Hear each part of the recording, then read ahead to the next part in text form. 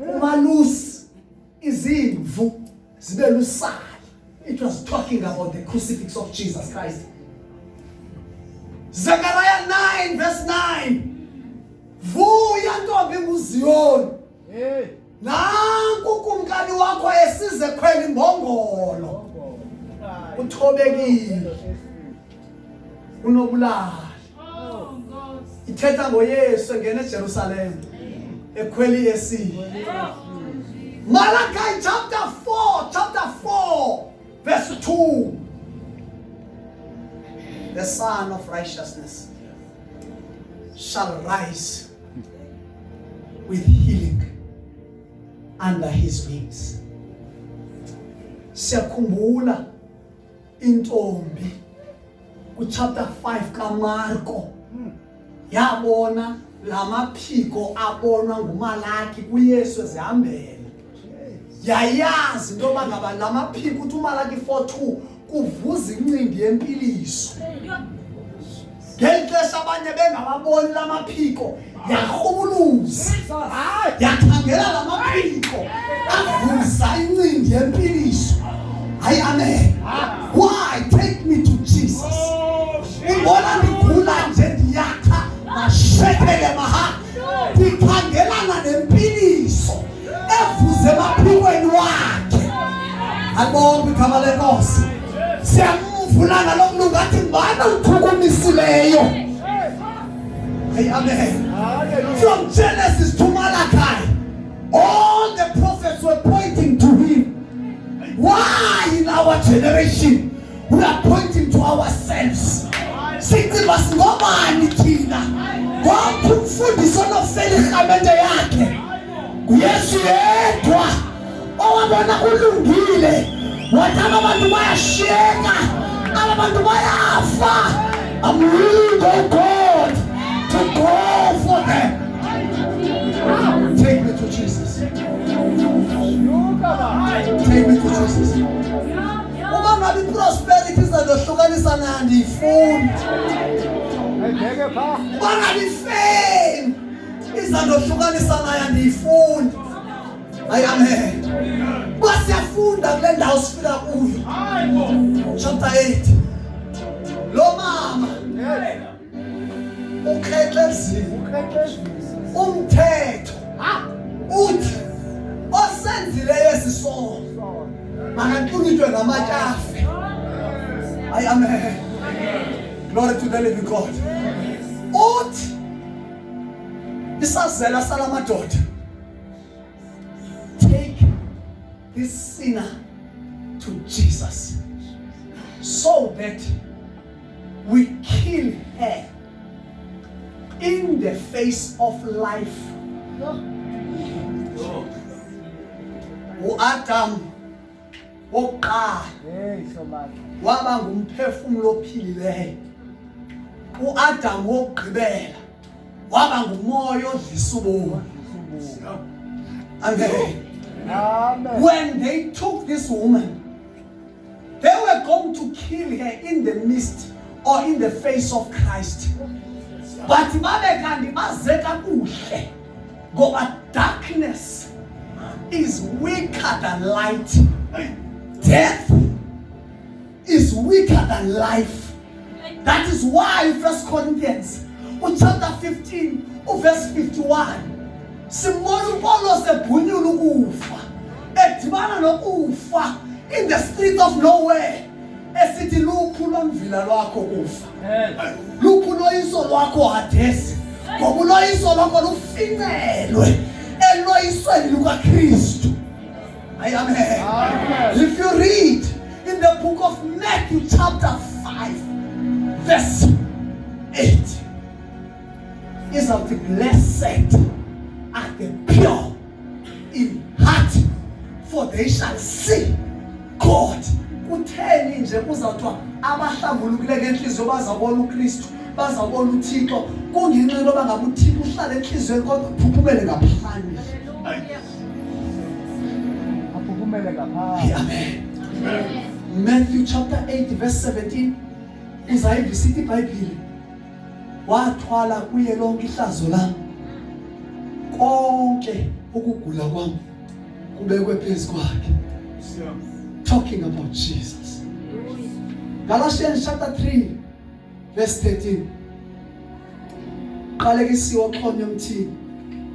Ithi ke iziqalekiso zasuswa phezu kwethu. Saba ngabasikelelekileyo.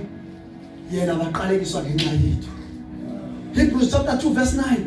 Uzayibona sithi he tasted death for all of us. 2:14.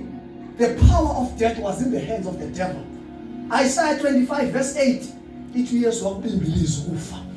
Ukuze bonke abakholwayo kuye bangabisafa. Take me to Jesus. Ndiyayibona mna yonke le nto yenzeka apha eSouth Africa. Kodwa ngicela ungishiye noYesu. Ngicela ungishiye noYesu. Glory to the living God. Umntana mfundisi ngihlane phansi. Lo mntwana kufika otsotsi. Badubula ifamily yakhe yonke.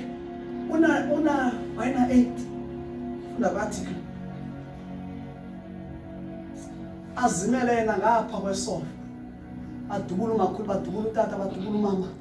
Adubula ifamily yakhe kusheke yena yedwa. Azimele ngapha kwesofa bathi mabayigqibele yonke le family. Amen. So man. Now kufika amapolisa. Izidumbu zithe sa. Athe sawubona ngamapolisa aphuma. Pha phezulu kukhona uYesu oxhonyiweyo pha kwipicture.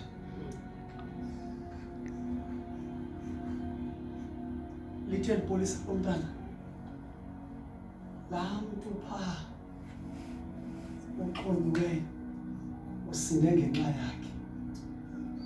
Athi lo mntwana akaxhonywanga. Akekho pha emnqamezweni. Lithe ipolisa njalo. Athi ngelixesha bengapha kwesofa. Ebenihagile. Isibiza uNkulunkulu. Ebenihagile. Don't worry. Take me to Jesus. Yeah. Please. In my weaknesses, take me to Jesus. Yes. Because He's stronger than me. In my shortcomings, take me to Jesus. Because He's perfect. In my sicknesses, take me to Jesus.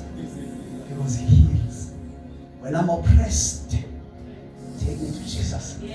Because He's the deliverer.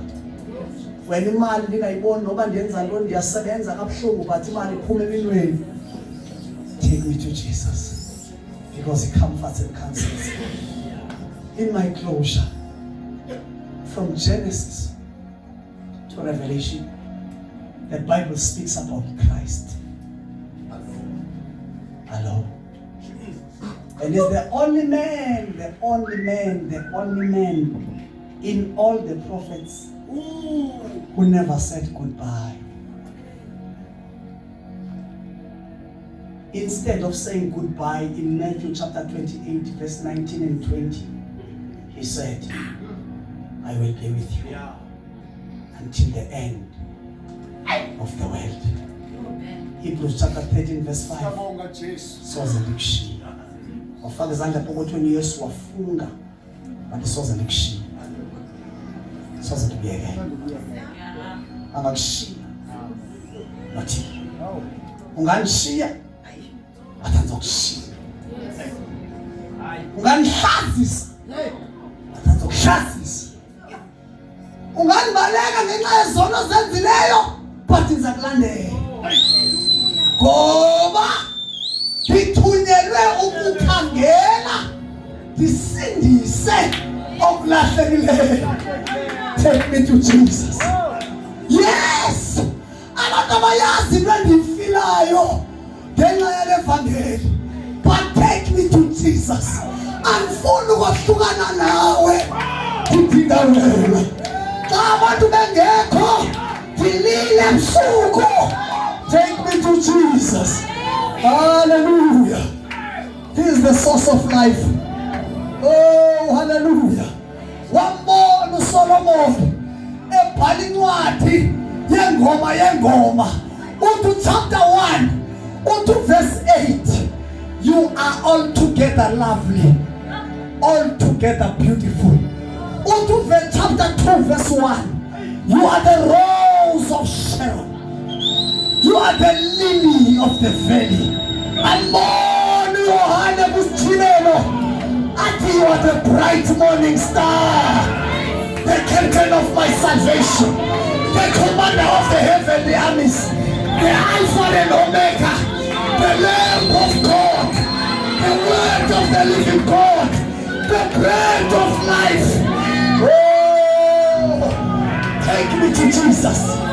Ayikho enyinto engizise apha kule new covenant. Izothi kuni kuye sikho, kuye siyashukuru, kuye silobukhona bethu. Asesiletaba asise sizayo senala. Yes, senala. Uba kunokwenzeka, uba kunokwenzeka, uba kunokwenzeka, uba kunokwenzeka. uYohane udibana nengelosi kwincwadi esityhileyo.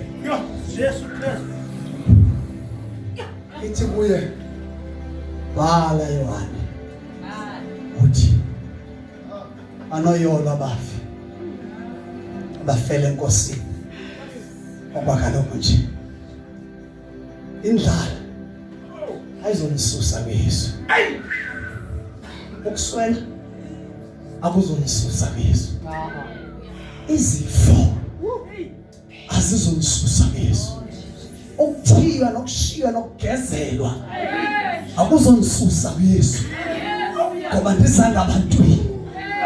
Ndisuke ezonweni ngirhuluza ndikhangela yena, kanti ngexesha ndimkhangelayo nawe ndikhangela.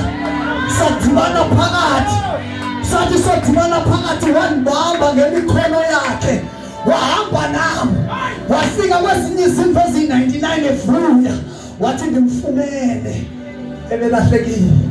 Akunokwenzeka ndife, kodwa ngicela ufela apha kuwe, ngoba bafela enkosini abafi kodwa bayaphumula kuyo imisebenzi yabo.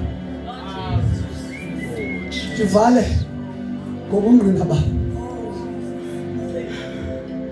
Khulele St. John's.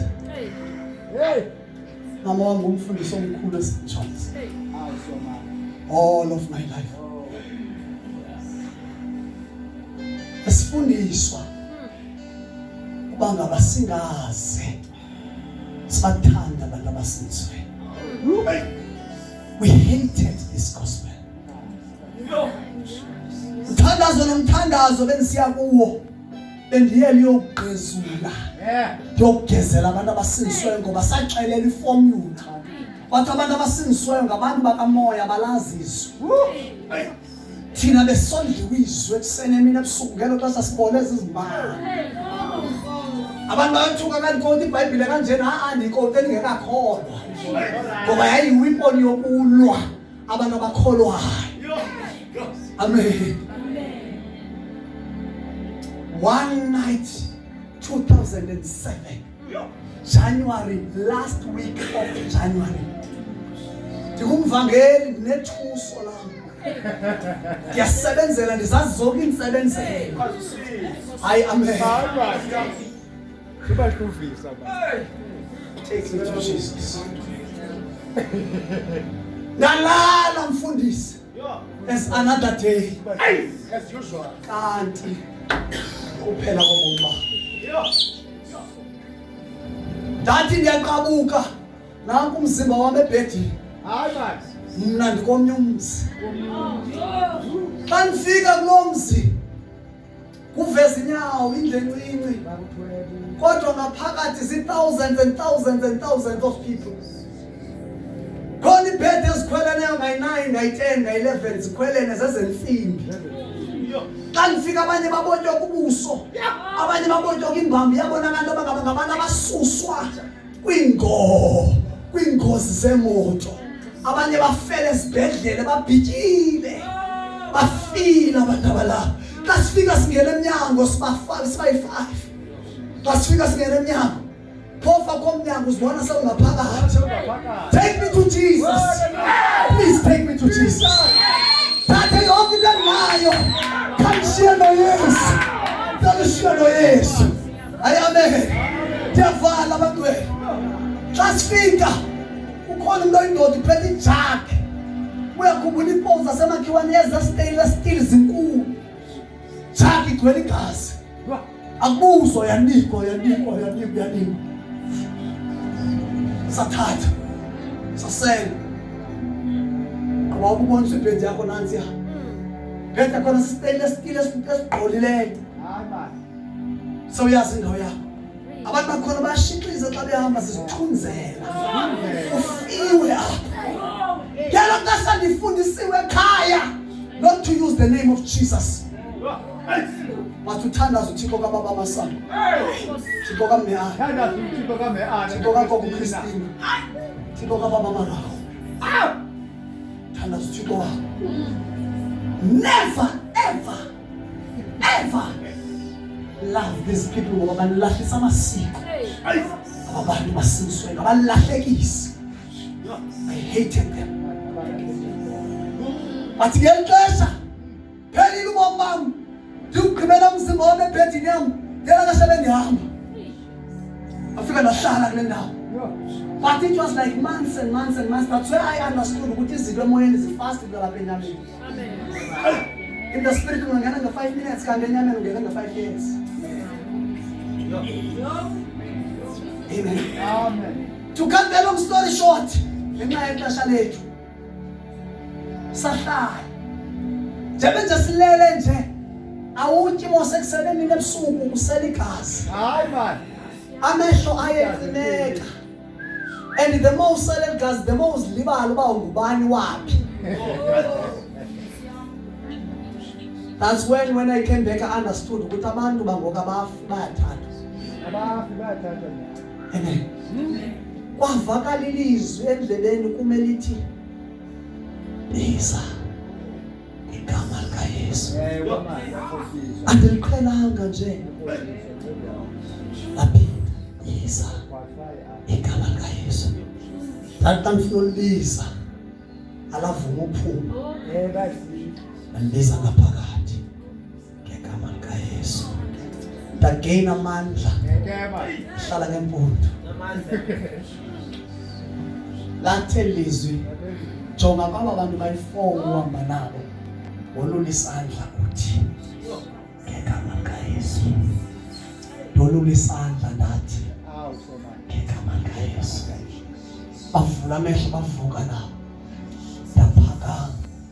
Ndaphakama ngena amandla. Hayi man. Yathi lento biza igama likaYesu. Ndathi ngegama likaYesu ndaziva bandinamandla. Ndathi madoda asingobalapha. Ngelo xesha abantu balapha engathi zimbovane. Bathi baslowly bayagilana ukuthetha uphethe isibindi. Ahambe naso asibeke apha aphinda sithatha apha aphinda sibeke apha lenzopopayi. Ndathi madoda asingobalapha. Sasondela nalamadoda. Hallelujah. Oh inamandla neNkosi.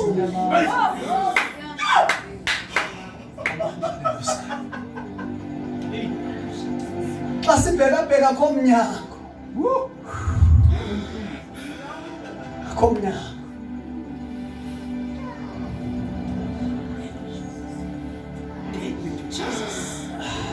Nothing else but Jesus. Athi elizwe. Isa. Igama likaYesu. Daliza igama likaYesu ngabona umnyango ndandolibiza ngitsho ngabo kavule umnyango.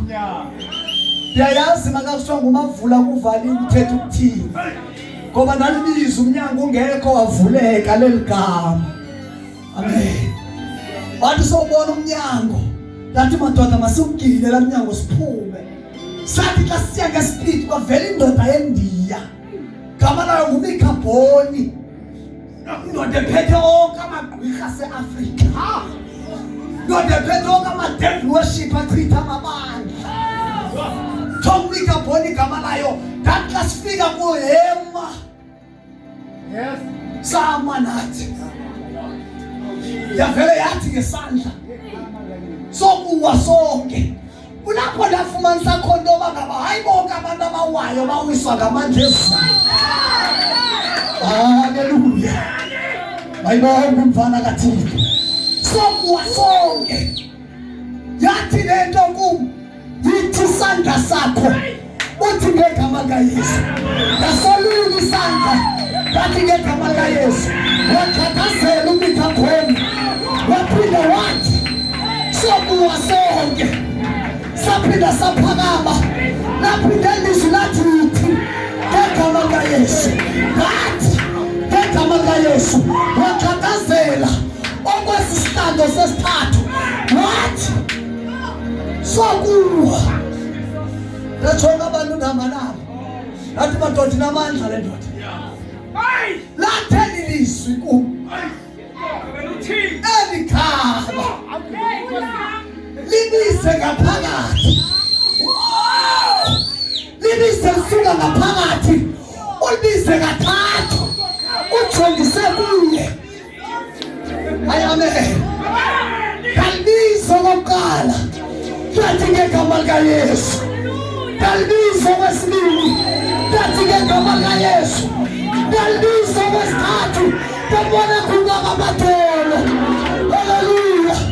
Lazaliseke ilizwi. Ngoba seFilipi chapter 2 verse 9 and 10.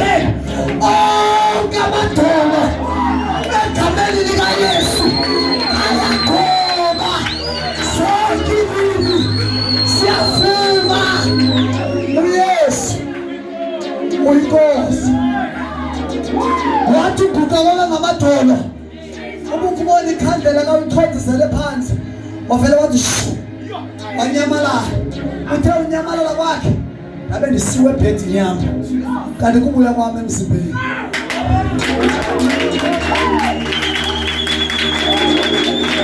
Take me to Jesus. The wicked temple. A weak amanzi. The wicked soil. The wicked money. The God is a yes. Take me to Jesus. Anaya Niko. Anaya Nikao. I am ready.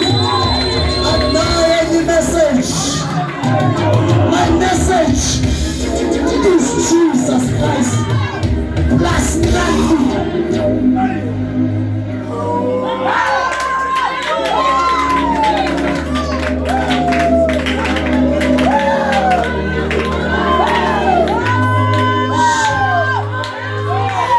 Take me to Jesus. Take me to Jesus. I need Jesus. I need Jesus. Take me to Jesus. Take me to Jesus.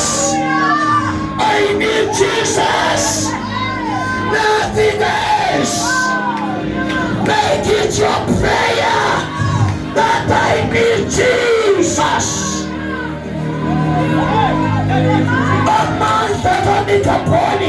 I ask the name of Jesus. Take me to Jesus. Open your mouth. Take me to Jesus. Open your mouth and declare that I need Jesus. I don't need water.